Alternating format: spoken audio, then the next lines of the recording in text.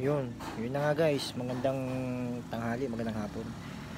Ito pag-usapan natin habang mainit-init pa, bago pa lumamig yung usapan to. Patungkol dun sa engagement ring na worth 299 na ibinigay ng isang lalaki sa kanyang partner o girlfriend. Na yung girlfriend niya ay hindi nagustuhan. Kumbaga parang nagkaroon siya ng negative na komento sa binigay ng kanyang boyfriend. Ito guys ito para sa aking opinion lang. Kasi kanya-kanya naman tayong opinion. Napakarami magagaling pagdating sa social media.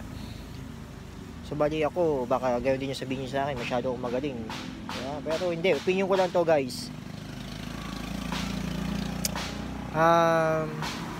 Yung patungkol dun sa issue na yun, para sa akin, kasi ang isang bagay na binigay ng mahal mo sa buhay, yung partner, walang katumbas na halaga yan para sa akin. Napakasimple lang naman yun di ba? Alam naman ng mga taong nagmamahal yan. Masyado lang sigurong nag-expect si ate sa 8 years ng pagsasama nila. Masyado lang nag-expect si ate na medyo expensive na engagement ring. Tsaka engagement ring, yan naman ay wag, kasi si ate parang nag-base na lang dun sa engagement ring. Parang yung ibang babae din na ini-interview, yung ibang mga social media influencer, pag ini-interview sila, sasabihin yung dun nga sa halaga na yun, dun lang hindi niya kayang ibigay, ganyan. Parang ginudge niya yung tao, yung lalaki, dun sa future niya. Ang tutuusin naman ay hindi dapat. Di ba? Porke ba nagbigay ng medyo cheap na ng engagement ring, yun na yung magiging kinabukasan niya. Walang makapag-predict kung sino sa atin ang magiging kinabukasan ng bawat isa. Ano kasi yung ibang babae, ay yun lang yung binigay sa akin. Ibig sabihin, hindi niya in the future hindi niya ako kayang bigyan ng mas malaki pa kasi yun lang yung kaya niya ibigay sa akin. Hindi, mali yung mindset ng mga babaeng ganyan. Kasi doon na lang kayo nag-focus sa binigay niya kahit sino sa ating mga tao ay walang kayang makapag-predict ng kinabukasan ng isang babae. Ang kinabukasan ng isang tao. At saka yung ibang babae na sinasabi na yun lang yung value ko, yun lang yung kumbaga, yun lang ba yung halaga ko kasi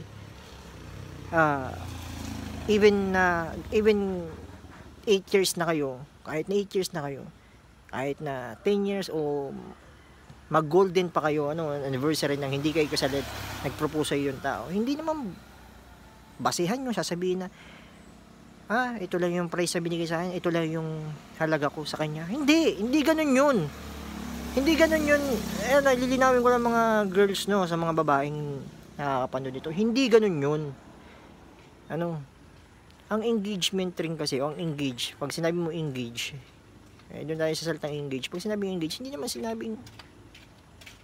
pinag-uusapan doon yung halaga yung presyo ng isang bagay. Pag sinabing engage, bahagi ka na niya. May bahagi na kayo sa isa't isa. Yun yung pinaka-meaning nun. Diba? Part na kayo ng isa't isa. Kumbaga, bahagi ka na niya. Sa kanya ka na. Mayroon na kayong commitment, mayroon na kayong usapan na kayong dalawa. Hindi ibig sabihin na pag nag-propose siya or nagbigay siya ng engagement ring, kailangan malaking pera ang bitawan niya. Wala sa halaga yan, girls. O sige, ganito, bibigyan nga kayo, example na lang, bibigyan kayo ng worth 1 million na engagement ring. Di ba? Na isang lalaki. Makakasalan kayo, tuwang-tuwa ka kasi syempre 1 million. Puta, pwede nang baguhin ang buhay mo nun. Pero at the end of the day, pag nagpakasal na kayo, di ba? Kasi syempre, di ba, nagkaroon na kayo ng pamilya. At the end of the day, magkaroon kayo ng problema, third party. Di ba? Syempre, pera yun, malaking pera yung binigay niya di ba? Malaking pera yung binigay niya, ibig sabihin, may kaya yung lalaki. Halimbawa na lang, magkaroon ng third party. Magandang buhay ba ang binigay niya sa'yo? Di ba? Hindi. Magulong buhay. Kasi doon kayo nagbe-base sa pera, yung ibang babae. Nagbe-base sila sa pera, magandang buhay, mabibigyan ako ng magandang buhay yan kasi maraming pera. Hindi ganun, girls.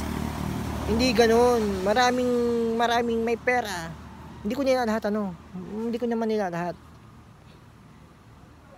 Baka kasi may mag-comment dito sabihin hindi naman lahat. Totoo naman hindi lahat ng lalaki na maraming pera ay ganun. Yung iba lang naman. Karamihan halos. 'Di ba? Kasi yung ibang babae nagbibis. Ay, kaya akong bigyan ng magandang buhay niya kasi maraming pera. Hindi ganun yun, girls. Marami nga kayong pera. Marami nga naibibigay nga sa iyo yung gusto mo kung ang asawa mo naman ay ng babae. Oh. Ano, anong magandang buhay ang sinasabi mo?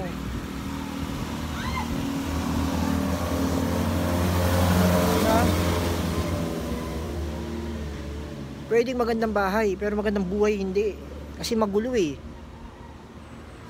Kaya wag kayo yung mindset ng ibang babae na sabihin, ay, hindi ako papayag kasi 299 lang. Wag ganun. Wag ganun, girls. Wag niyong pagbasihan yung presyo. Maliit man o malaki. Pag ibinigay sa inyo ng partner niyo, matuwa kayo. Kasi ibig sabihin yan, mahal kayo ng lalaki. Ako nga, eto yung asawa ko nga, diba? Magkano lang binigay ko sa kanyang engagement ring. Hanggang ngayon, hindi pa kami nagpapakasal. Pero mahal ko, asawa ko. Yun yung sign ng pagmamahal ko sa kanya. Hindi niya question yun, tiyanong ko yung asawa ko, hindi niya question yun. Kasi importante yung, diba, yung sincerity ng isang lalaking bibigay sa'yo. Diba? Okay, share ko nga nung kabataan ko, pag crush ko yun sa babae, binibigay ko lang yung dahon ng niyog na inikot ginawang singsing kasi yun yung feelings ko diba? Sa feelings di pinag-uusapan kung gaano kalaki ang bibigay mo sa isang tao.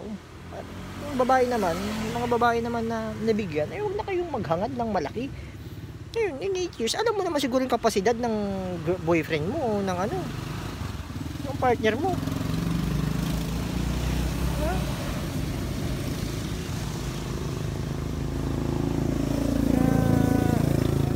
Kaya sa akin lang mga girls,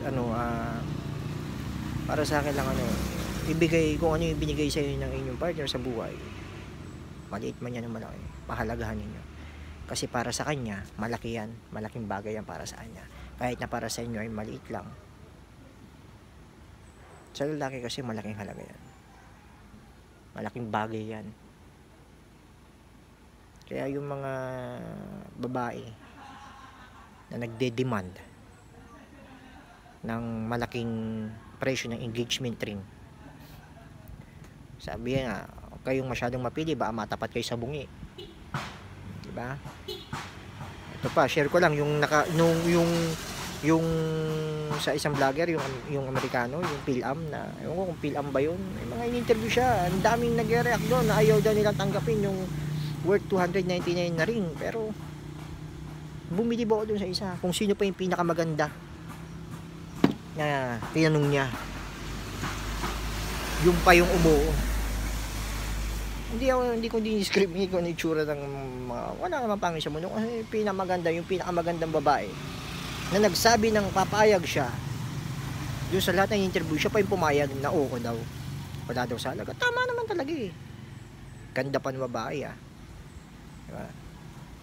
Pero the rest hindi nag-oo, hindi daw sila papayag. Opinion nila yun, wala tayong magagawa. Pero wag masyadong mataas ang standard kung hindi naman karapat dapat yung sa inihingi mo. Yun lang guys, yun lang mga girls. Wag magagalit sa akin, opinion ko lang yun. Thank you.